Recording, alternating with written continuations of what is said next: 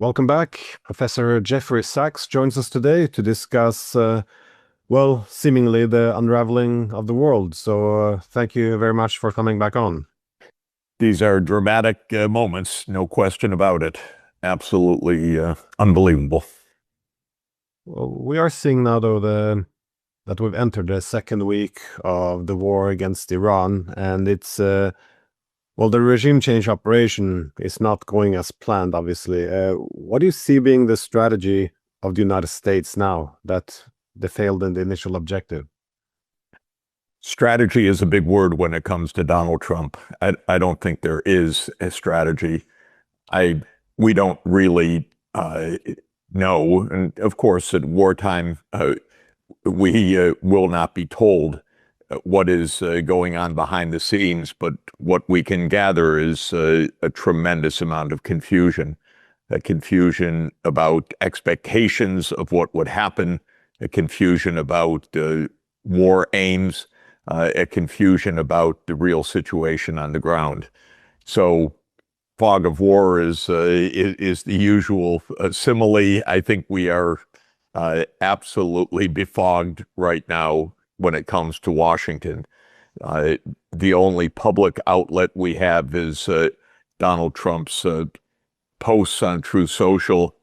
These are the ravings of a madman. And this is also part of what we are experiencing. We have a war with great danger and complexity, and we have a president that is in my view, mentally unhinged. Well, I've repeatedly warned that, the illusion of escalation control is what could take us to a third world war, because this war is spreading fast and it's very much out of control. Indeed, it's not just a war in Iran. We see, of course, Iran taking credit for hitting U.S. bases in several countries, yet it also denies the attack on Saudi Arabia, Azerbaijan, and Turkey, which doesn't seem to make much sense, and could be, of course, the U.S. and Israel attempting to pull in proxies. Well, we don't know, but we do know that the U.S. is arming and pulling Kurdish fighters as a proxy into the war, and there's now arguments that Russia is giving Iran intelligence, which I'm not sure is true, but it seems likely as the U.S. gives Ukraine intelligence. And also, after the decapitation strikes on Iran, there is immense pressure on Moscow now to restore its deterrence from further NATO attacks, while the Europeans talk about more nuclear weapons in quantity and spreading it around. Are we already moving into a World War III here? We are probably in the early days of World War III, and the question will be whether it is contained. But we're already in a global war because there's a war in the Western Hemisphere underway. And even as the attention is on Iran, Trump is signaling in his not so subtle way that the U.S. will take Cuba. This could very well happen. The war in Ukraine, of course, continues. The war in the Middle East is now across the Middle East. The war between Pakistan and Afghanistan is perhaps somehow related to this. Iranian vessels, an Iranian naval vessel was sunk off the coast of India. And for all of these reasons, fighting is across the world. The fighting is at least loosely linked. We don't know how closely linked it is. Part of American strategy seems to be to try to corner and control the energy markets. This is not playing too well because the energy supplies are being blown up by the hour. And so we're entering also a worldwide energy crisis that is likely to be extremely serious. And as they say, it's not yet been priced into the markets. This is the usual way that cataclysmic global events are turned into financial jargon. But the point is we're going to enter a an energy crisis that is extraordinarily severe as well. This will hurt Europe considerably. It will threaten Asian countries deeply. It will probably mean spreading war. So there's no doubt, by the way, or I shouldn't say no doubt. I'd be shocked, absolutely, if Russia and China were not supporting Iran. Why wouldn't they? They have a strategic relationship with Iran. China depends on Iran for oil. The United States is basically at war with China. And much of what the United States is doing is really aimed at China. For example, cutting off Venezuelan oil supplies to China, now aiming to cut off Russian oil supplies to China, though the waiver was just lifted because of the chaos, aiming to cut off Iranian supplies to China.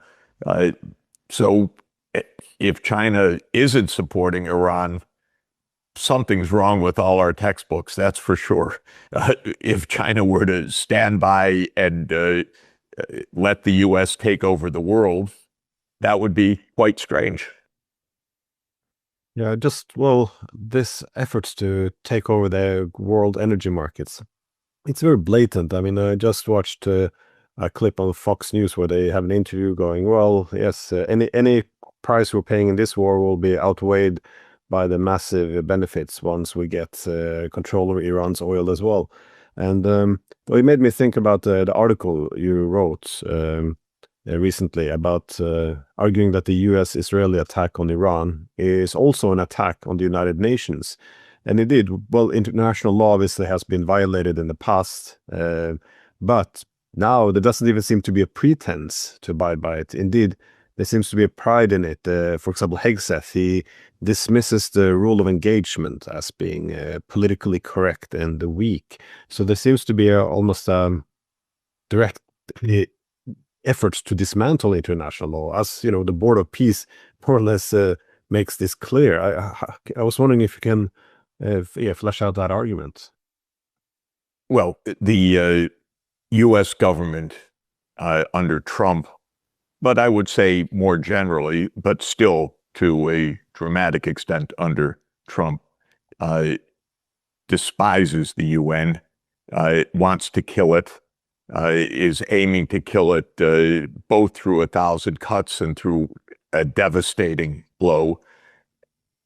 If you believe that you are the world's hegemon, as Emperor Donald believes, then anything that tries in Lilliputian ways to hold you down is pathetic.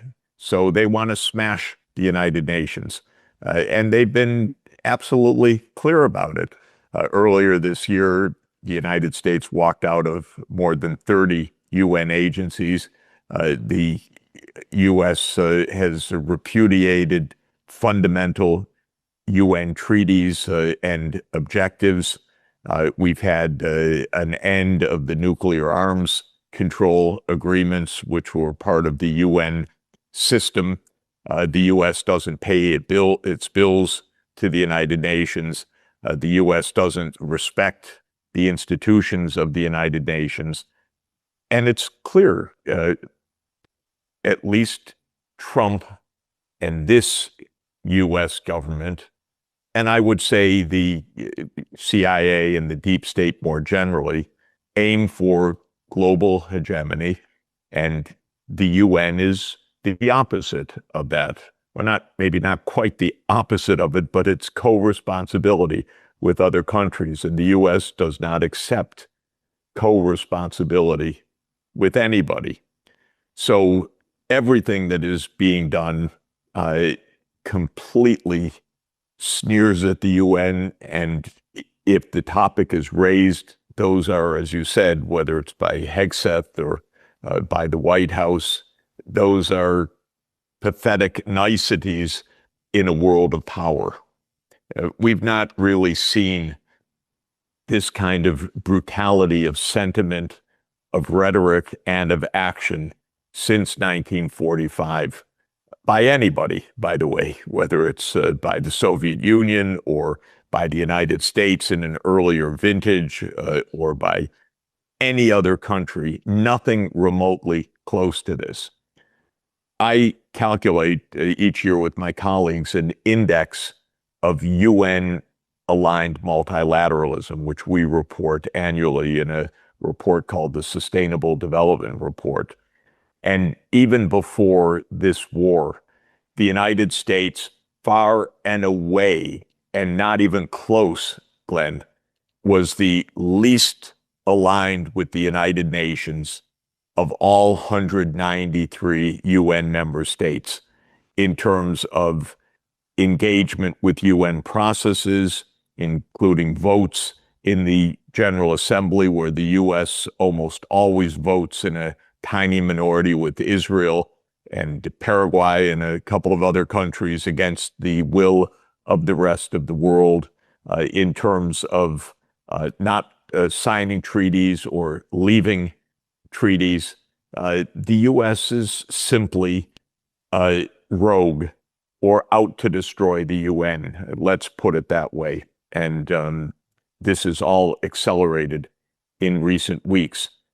What is disturbing, if I could use a light term, because I love to use stronger terms, Europe is completely complicit in this.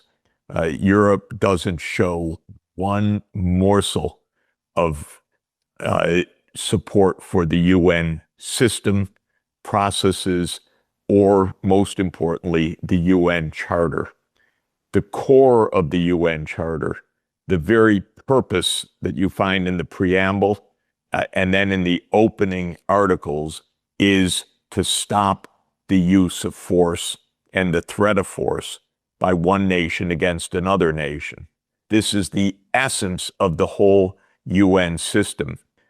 Article 2, paragraph 4 of the UN Charter, which I encourage people to go online and read, says that no nation may threaten force or use force against another nation. It's simple. And as the opening words of the UN Charter make clear, this is to prevent the scourge of war. Well, we have a U.S. president who does believe that the U.S. rules the world and that violence is a core instrument of ruling the world, and that if countries don't accede to U.S. demands, what Trump calls unconditional surrender, with Trump picking the new leader of Iran, well, then force will be continued until that outcome occurs. It's in the mold of Hitler or Napoleon or other delusional actors who thought that they could rule. But even in those earlier cases, they did not believe that they ruled the world. They aimed to rule their neighborhood. They aimed to rule Europe. Hitler aimed for living space in the Slavic lands.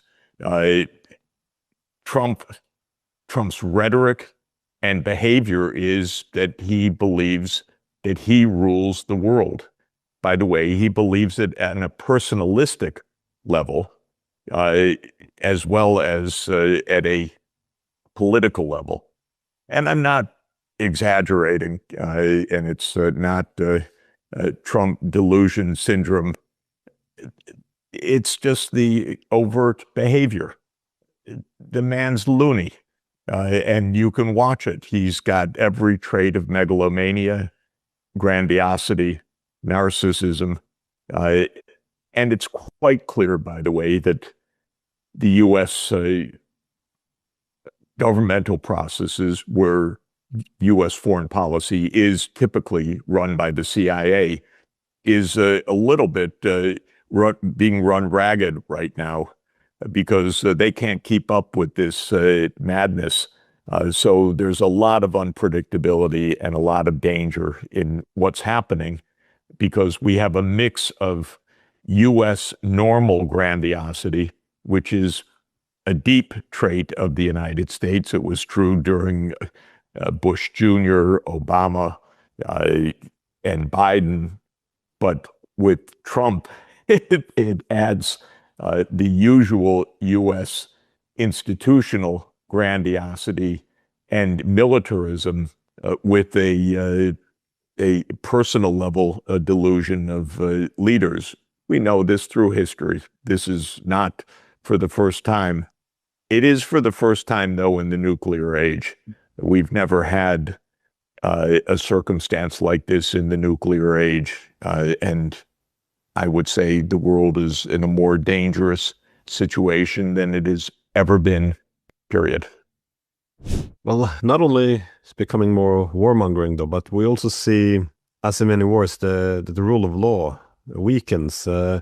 And I want to ask how you see the rule of law and the division of power is being weakened, because again, well, unlike continental Europe, the U.S. has strong traditions on democracy, the division of power, and ask because democracy and freedom doesn't tend to fare well under wars. As we saw during the Cold War, this was not great either for liberalism. And during times of external threats, we see governments often develop very authoritarian tendencies. And we had this now for more than a decade. That is, went from Russiagate to the Ukraine war. We have the economic war with China. None of these things actually stopped, by the way. They just stack on top of each other. And now, of course, the Middle East is set on fire. Under these conditions, one would expect that the rule of law would weaken. Certainly, I see the case here in Europe as well. We have the EU sanctioning its own citizens. We have any dissent or criticism of the government's wars is essentially, well, then you stand with the enemy and you will be punished accordingly. But how do you see it in the United States, though? Because if it's game over there on the rule of law, then it doesn't bode well for Europe. I think in the United States, foreign policy has been in the hands of the CIA as lead for many decades. And CIA is convenient because it can be completely secret. It is operating through a network of so-called intelligence agencies. These are not intelligence agencies. These are off-the-book militaries. And this has been true for many decades, especially if you are the U.S. government, where the foreign policy is an imperial policy of regime choice and regime change. Trump just says out loud, and in a crazier way, I have to say, what has been U.S. policy.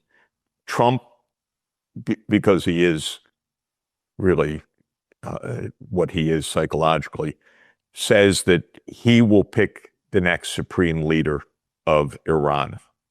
Okay, this is rather startling. Of course, I have to add, no European leader murmurs a word that this is at all strange, that this is a good way to have a war escalate and continue and on its way to getting us all killed. Not a single European leader scratches her head or his head to say, oh, that's our ally saying the weirdest goddamn things you could possibly imagine. No, they don't say that. But in any event, that mindset you might think is a little odd. But remember, the CIA has always had that mindset. And in 1953, without public scrutiny, without explanation, the U.S. did choose who would lead Iran. They installed the police state that overthrew a democratic government in 1953. And the U.S. backed that police state until 1979, when, lo and behold, the public revolted against it as that police state leader was dying of cancer. That's where the Iranian Revolution came from in the first place in 1979, not out of the blue, but out of a U.S.-imposed police state. Well, you look all over the world, including in Europe, the U.S. imposes governments of choice. And that means that the rule of law in the United States, when it comes to foreign policy, has always been a veneer. Well, on this issue, though, this is the last question. This insistence of choosing other leaders of other countries and the reluctance to find peaceful solutions with adversaries and primarily other rising powers, be it Russia, China, Iran. To what extent do you think this is linked to the reluctance or the unwillingness to see hegemony go away? Because the Europeans, at least, they very much bought into the whole idea after the Cold War about a world order based on the collective hegemony of the political West, led by the US. But I remember this whole unipolar moment when it was introduced as a concept by Charles Krauthammer back in 1990. He framed it as, this is the distribution of power. All power is in America. But he was making a point as well in this article. Once the world shifts to a more multipolar international distribution of power, then we shift away, as if this would be a rational decision that would be made. But after 35 years of having this political class raised on the ideology that the dominance and perpetual hegemony of the West would essentially be this, democratic peace theory. It would stabilize the world. It would transcend the chaos of the past. So essentially, the hegemony was, essentially humanity's salvation. After you had 35 years of politicians like this, there won't be a peaceful transition to multipolarity. Do you see this as being the reluctance to even accept to have other powers that the West won't dominate anymore? Why there's no alternative to plunging the world into World War III? Because a lot of people criticize Marco Rubio at the Munich Security Conference, but I don't see. This is essentially the logic I hear from political leaders across Europe as well. Well, not all, but many. Well, I think this is another case where this is a profound process that has been underway actually for 80 years. The idea of multipolarity was both born and died in 1945 for the following basic reason. The brainchild of the United Nations was also the brainchild of the victory in World War II. And that was Franklin Roosevelt, who understood that he and Stalin and Churchill, and with Franklin Roosevelt's insistence, Chiang Kai-shek, who was head of a struggling and invaded China in the 1940s, invaded by Japan, of course, jointly had to operate to defeat Hitler. This was a collective enterprise. It was an enterprise of the United Nations, a term that was used early in World War II. And Roosevelt believed in that unity, that these nations together had to stick together to defeat Hitler, and then afterwards to make the world safe. But already in the second half of 1945, and that's why the bomb was dropped twice on Japan to impress Mr. Stalin, the U.S. was now at war for global control. The idea of shared responsibilities was already out the window in the American mentality. And this was, of course, put most vividly in NSC Memo 68 in 1950, that this was going to be the U.S. battling world communism for dominance. I say all of this, Glenn, because when the Soviet Union fell in 1991, the insanity of a country of 4% of the world population deciding it would run the world went into overdrive.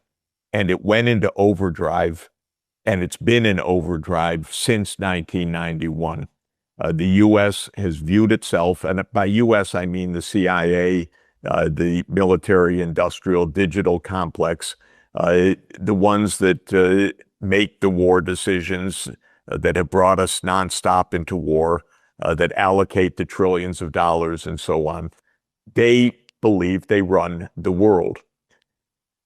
When China rose in power over several decades, and that was noticed by the United States sometime around 2010, this freaked out these would-be hegemonists.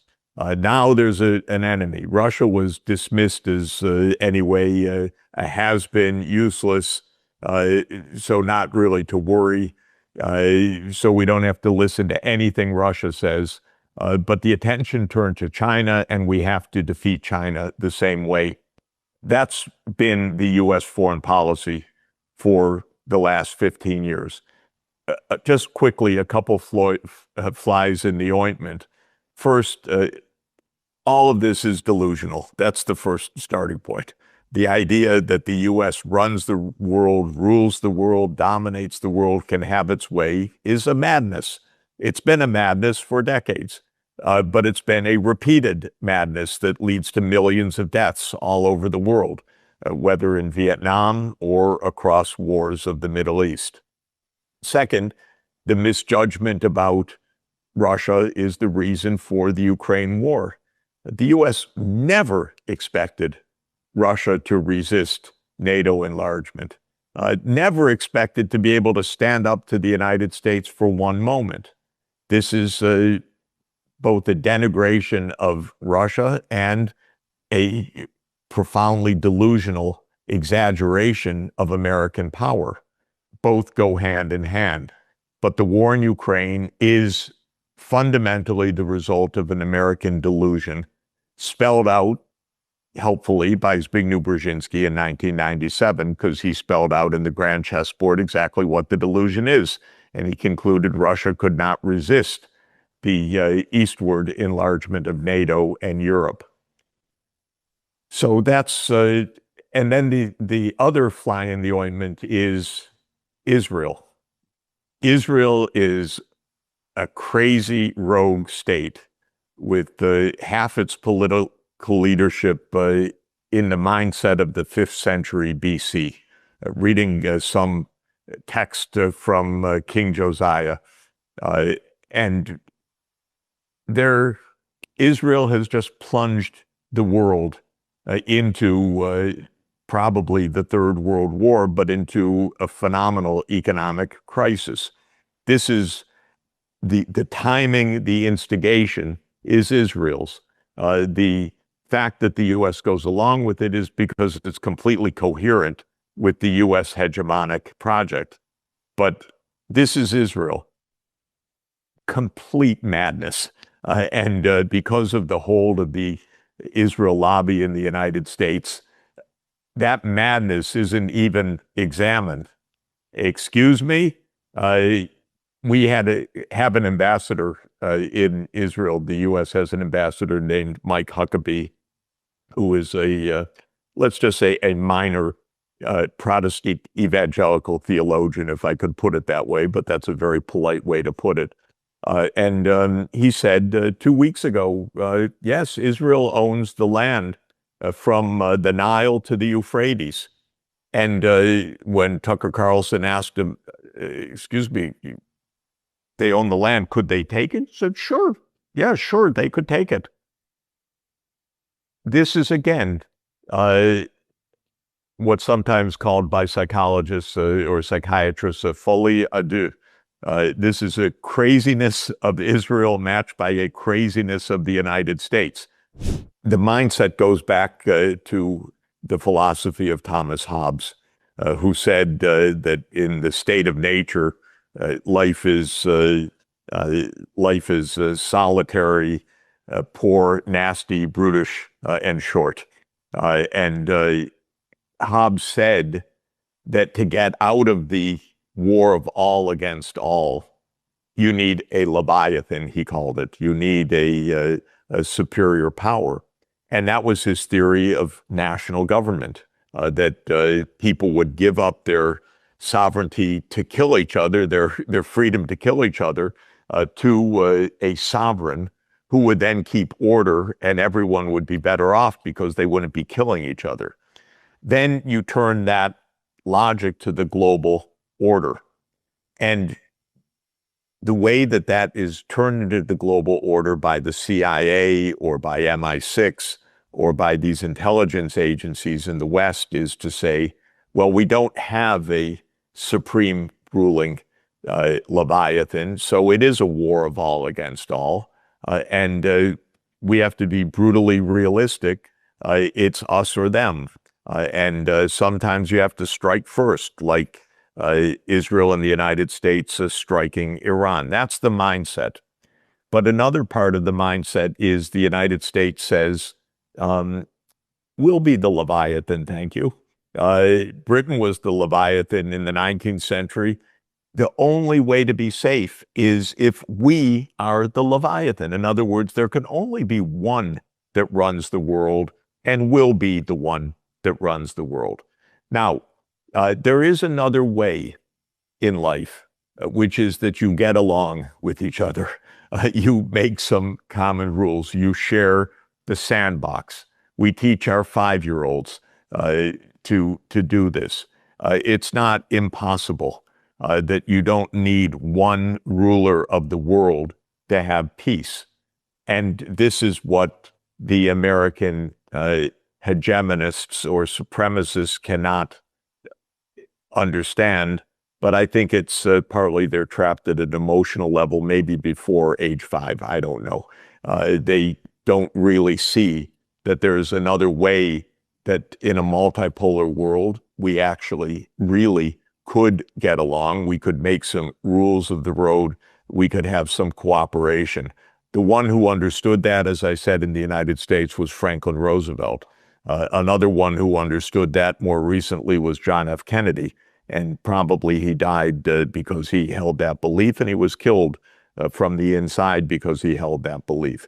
So this is a tough struggle, and we're in an extraordinarily dangerous moment in the world.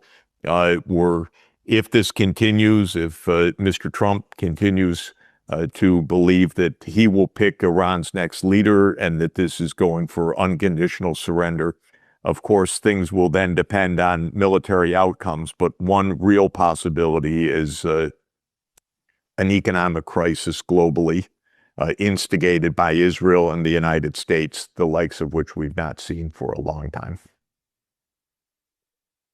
I wish we could have finished on a more optimistic note, but thank you very much for taking the time. I know you have a busy day in Rome there, so try to enjoy it in these perilous times, and yeah, hope to see you soon. See you soon. Thanks. 播报新闻是我的日常，必须时刻保持妆容和皮肤的最佳状态。当来到人生中最重要的时刻，也是 KS 逆时奇迹帮助我轻松驾驭，闪闪发光。KS 逆时奇迹活肤露全效精华、精华霜，多达5种 EGF 6大冻龄关键成分，保湿效果让我非常满意，小细纹也不再困扰我。我就是我自己的最佳女主角 ，KS 让我从容自信、光彩动人。我是我人生中的大女主，我的最爱我做主。KS 逆时奇迹系列热卖中，下单请上快点购。透过中天新闻网 App 下单立减50%，或输入 CTI 推荐码有额外折扣。